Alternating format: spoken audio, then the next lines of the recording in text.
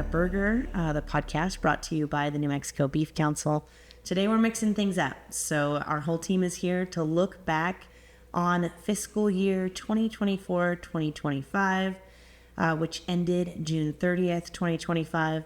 So we want to share our top highlights from the year, from events to education, new projects, and we think it's been an exciting season for beef in New Mexico. So we're pretty excited. So bear with us. Not your normal Beef Council podcast, but we're really excited. So first we'll introduce ourselves. Maybe we'll just go clockwise. We're kind of sitting in a circle here, so we'll just pass to you guys if that's okay. Yeah, I'm Jane Hartman, and I run the social media and digital marketing.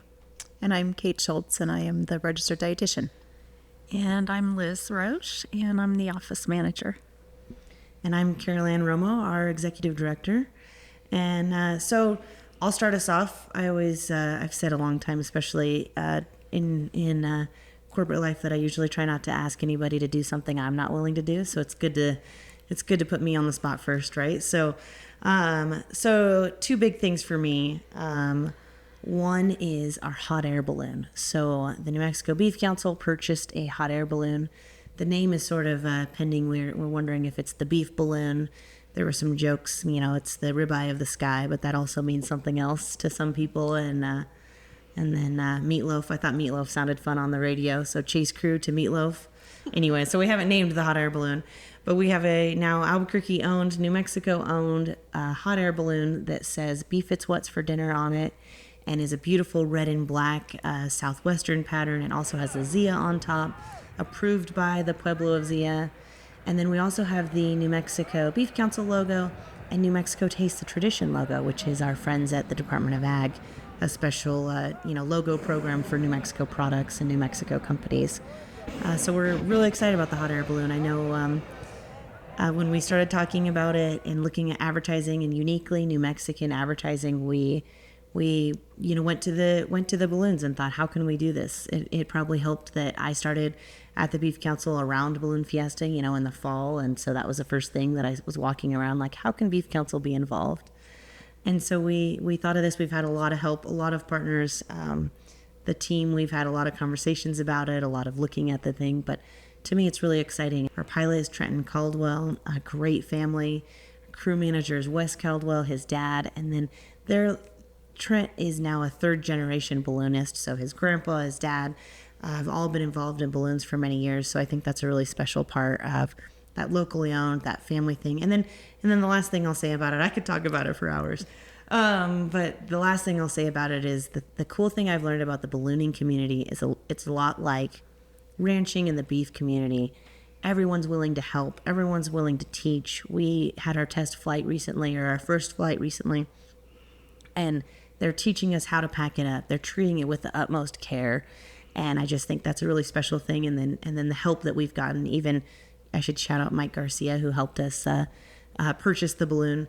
But just everyone has showed us the utmost camaraderie and care, and I'm just really excited. So by the time this podcast comes out, you guys will have seen us at Balloon Fiesta, seen it all over social media. As we're recording, it's still kind of top secret, but we are very excited. And not top secret, we've told a lot of producers. We wanted cattlemen to hear it first, and our board members to get to share it out to people. Anyway, so that's maybe my first one. And then my second one, I would say, is launching this podcast has been a real highlight for me. I think this has been a really neat way. A lot of people are getting their media in this way, and we're really excited. Every time someone's willing to spend 20 to 40 minutes listening to what we have to say, feels like a huge honor, right? So if we had one listener, I would be really excited. So, and we have, more than that. So I think this podcast has been really fun. I really hope that we can continue to connect producers and consumers and just tell the story of ranching, because I believe it's a positive story. I believe they're doing a really great thing. And this is an easy way to tell the story and get the information out there. And that's why we're using it today to talk about what we've done with the Beef Council, because it doesn't cost extra to put it out there. Again, so that's me. So speaking of the podcast, Kate, you were able to join for a nutrition episode that was really fun. What were your standout moments this year? So there have just been so many. the Beef Council has been doing just so many countless things, so it was hard to narrow it down to just two, but working with the team and coming from the lens of nutrition and dietetics, really for me, being able to utilize the sports nutrition game plan, which was founded and created by our partners and graciously extended to us from the Texas Beef Council for other states to use, has been really, really cool in the fact that this is a resource that is really geared towards high school athletes. We know that there's lots of maybe more resources available for individuals who are student athletes at a Division I, Division II, a college level, but not a lot that is available to student athletes at a high school level. So this is something that we have extended in the state of New Mexico, really through our partnership with the New Mexico Activities Association. What I love about this is that there's an educational component to it. So, we love to be able to have brand recognition, have our banner, our logos places, but this really fits that education component that we work so hard to educate consumers in the state of New Mexico. So in partnering with New Mexico Activities Association, we've been able to bring this sports nutrition game plan to schools, to athletic directors, parents, coaches, and student athletes. And the way that I also like to look at it is it really provides, whether you're a student athlete or not, it really just provides a great foundation of healthy eating that ultimately, hopefully, carry throughout their entire life. So high school students, it's a really pivotal time where they're wanting to be independent, make their own food choices, but this is a wonderful resource that I think really meets them where they are and providing great things as far as meal plans, snack ideas. New Mexico is a rural area, so teams are oftentimes traveling for hours, between schools, and they may only be able to stop at a convenience store. So there's a resource that was created that said if you are at a convenience store, these are what you should choose. So look for beef jerky, maybe look for, chocolate milk, look for those things where you're going to have a great combination of carbs, fat, and protein to continue to fuel you. And we want to fuel athletes, or we want to fuel students on and off the field. So, this also is just a wonderful, something I get really excited about. I, like you, with the balloon could talk about the sports nutrition game plan all day, but I just love the partnership with the New Mexico Activities Association. It's definitely a very reputable organization, just as the New Mexico Beef Council. So partnering with them to be able to extend this resource has been really, really cool, and I look forward to being able to extend it into this next fiscal year as well. And then something that I really enjoy in being in this position is, as we've kind of talked about, being a connector and connecting what we do with, all kinds of different audiences. Predominantly, I work with fellow medical professionals, so dietitians, dietetic interns, nurse practitioners, physicians, in dispelling myths and misperceptions in regards to beef nutrition and just beef in general. And so we hosted a farm tour in May where we were able to host about 10 registered dietitians and dietetic interns from UNM. It was just a great experience. They loved it. We were able to get them out on a ranch so they could see firsthand branding, and just the care that goes into the cattle, meet a producer. And so from that, we now have other opportunities to work with UNM for other tours, and really expanding that to undergrad medical professionals of all types. So traditionally, I work with dietitians and dietetic interns. They were kind enough to extend this opportunity really to anybody in health sciences. So excited to see, who is going to attend our next tour at the end of October. And I think that is one of the most important things that we can do, because we know people are so far removed from agriculture. We know with that, then kind of an unnecessary fear happens. And so being able to tell people really where their food comes from, what's in their food, and really just make that connection, I think is so incredibly important. So in what we do through NMAA and what we're doing through farm tours, I really think that we're able to have great outreach, not only to consumers, but to medical professionals.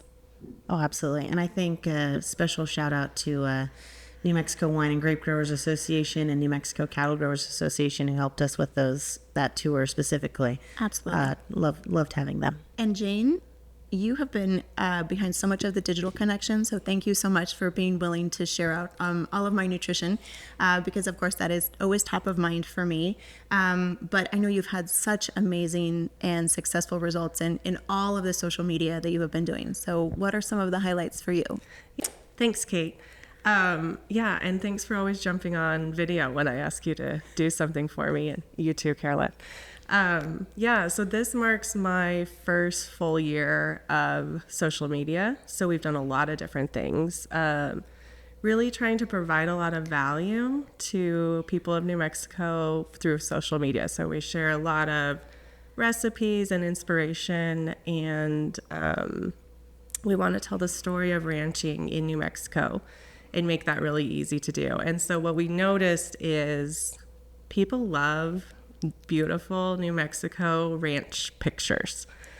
So one of my favorite things that we did this year was a Life Through the Fence photo contest. And I think I told you, like, I really hope we get 10 or 20, submissions. At least 5. Right. And we ended up getting like over 430 submissions, and they were beautiful. And every time I opened an email, I was like, oh my gosh, look at this. I'd grab my kids and look at this sweet cow or this beautiful. It's just, you can just tell it's New Mexico immediately upon seeing it. So I loved this because I got to connect with a lot of producers, hear their stories. Man, there's a lot of history and legacy in ranching, and it was really sweet. So I got to tell a lot of those stories on social media, which I think was really cool. Cool for the producers to be able to have a platform. That's what we're here for, to give ranchers a platform. And then the consumers love the stories too. So that was fun. And I also got to connect with some great photographers around New Mexico. There's a lot of talent. And so I'm hoping to continue those relationships and get us a lot of beautiful photos of this beautiful state. So that was my favorite thing. And then a close runner-up would be the giveaways we did for like families. So we like to highlight family meals in September. And so people sent us, pictures of what they're eating at their table, and what kind of beef are people eating. So that was fun to see. And then we did a Share the Love giveaway where the winner was this toddler holding a big old ribeye steak. So that was sweet to see too. So it's just been a lot of fun connecting with the families across the state. So we saw a lot of families participate on social media, but Liz, you got to take it right to schools and speak to the next generation. So tell us more about that. We did with our beef grant program, which is the New Mexico Beef Council offers to reimburse schools up to $1,000 per school year for the purchase of beef to use to teach about cooking beef nutrition in their classrooms. So it was really exciting. The program itself has grown from 17 schools to over 55, which is a 300%, more than 300% increase in 1 year. So that's so exciting. Another thing kind of connected to schools that you guys thought was really cool, and I love that you could participate in through NMAA, was with Ed State basketball. So a little bit about that and what that whole experience looked like, being in the pit in Albuquerque and my just having goodness. all of the teams, they're representing their schools, rural, urban, and how you and Carolyn were able to engage.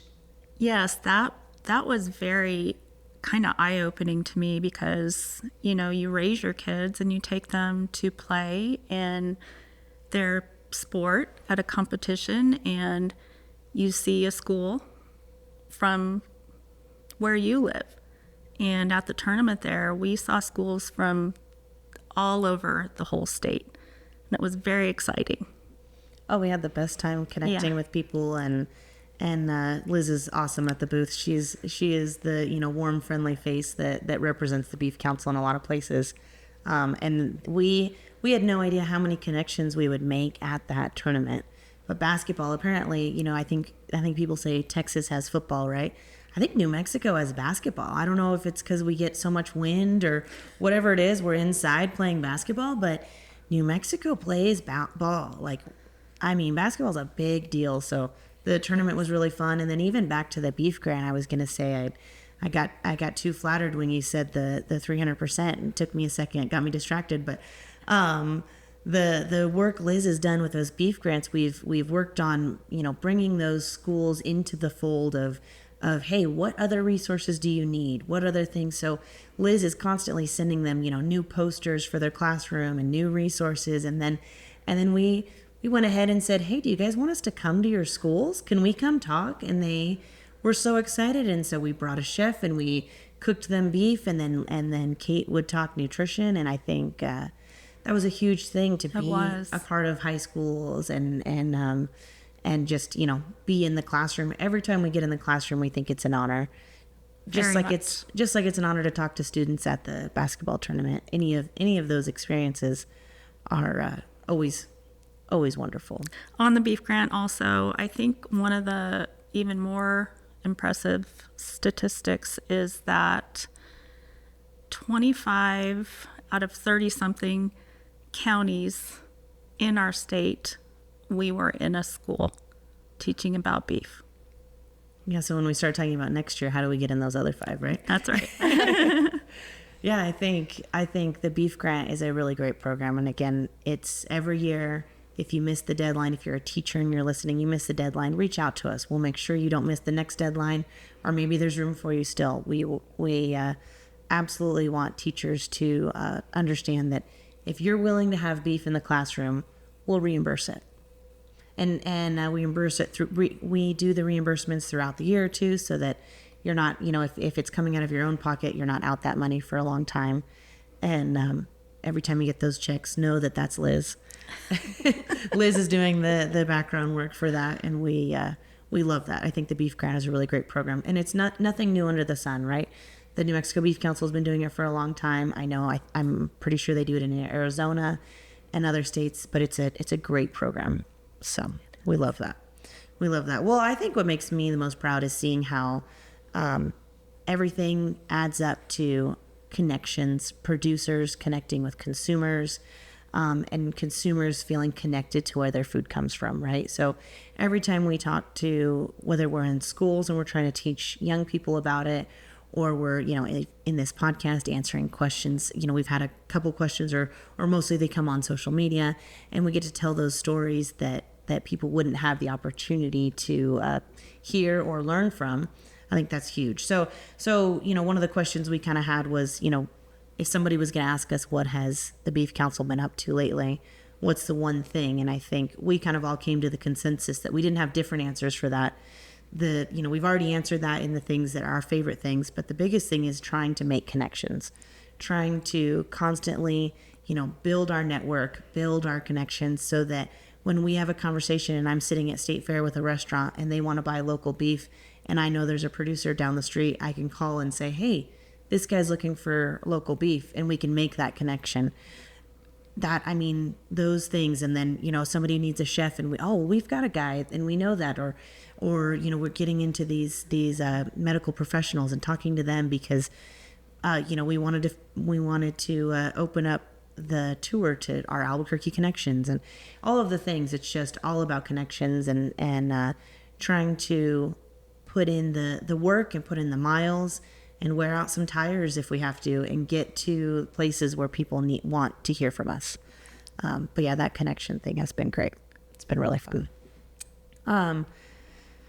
So another question for each of us to answer, and maybe, I don't know if I should go first or last, but we talk about this being a mission-based job.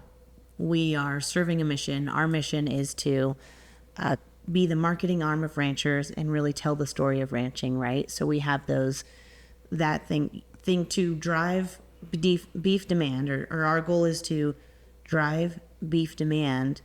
And some of the ways we do that is by telling stories and by talking about how healthy beef is, how it can and should be a part of a healthy diet, by, showing kids. Sometimes we were in school showing them they didn't eat much beef, and they go, oh, this is delicious.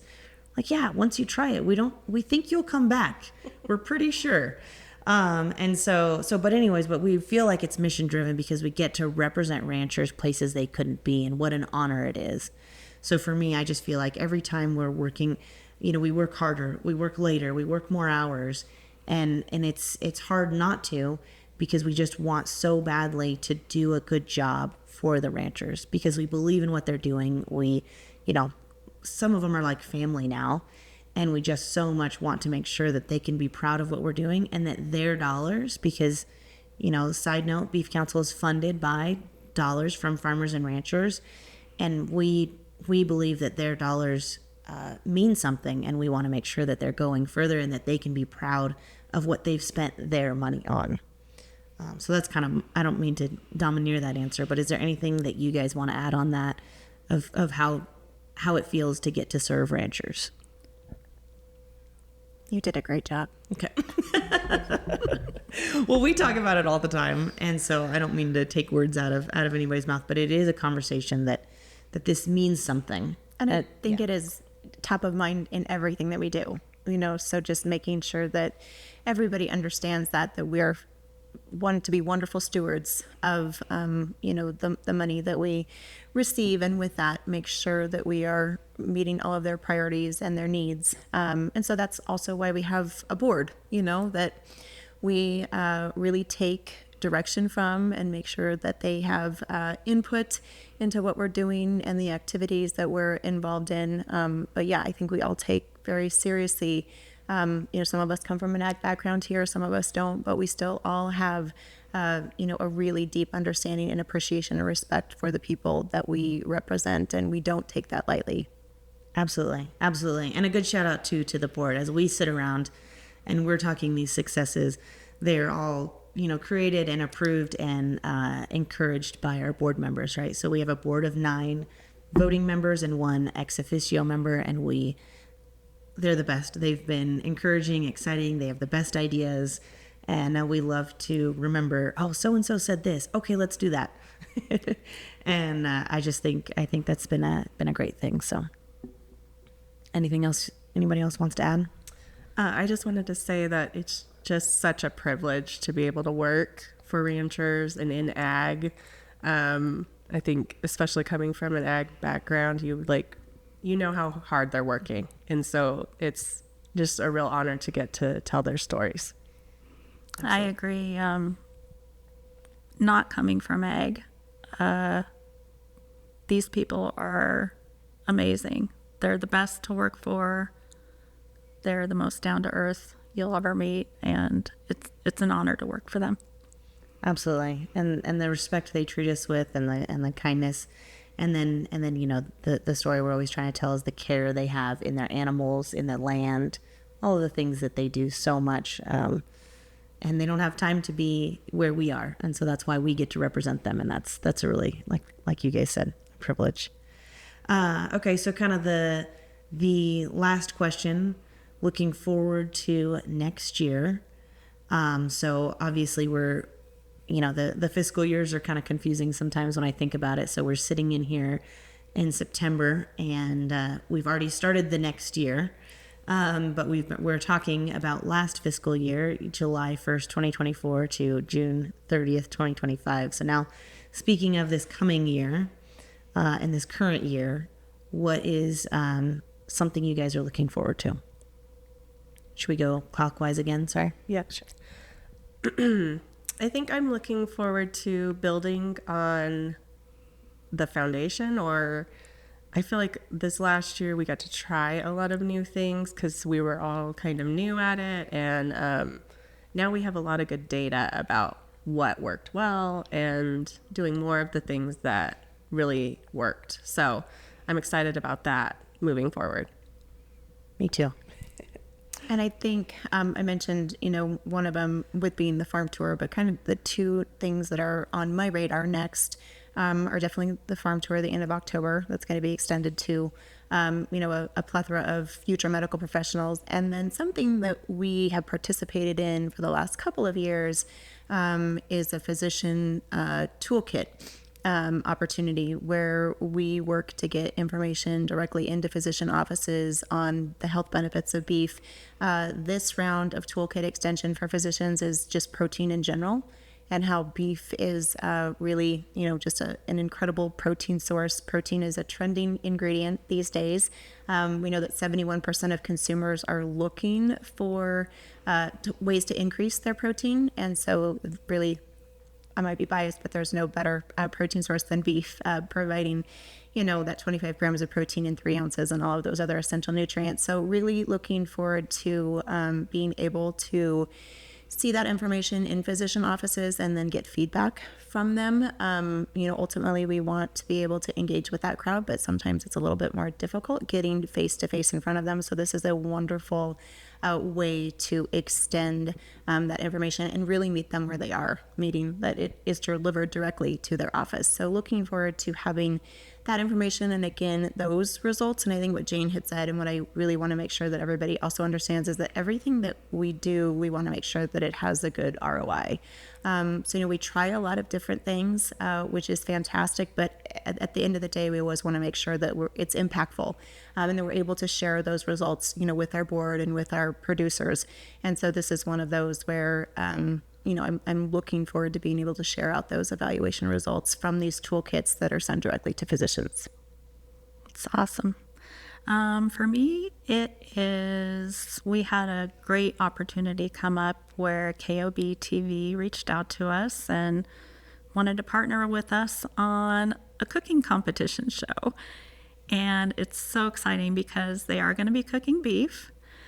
And this competition was open to home cooks around our state. And we're really excited to have met the KOB4 TV team, and they are wonderful to work with. So look forward to a great TV series coming early next year. Yeah, we think, right? We think. We don't know. We don't have an official launch date, but soon. And then I was thinking too, it will live on their app too, so you can watch it on demand too, which will be really fun. And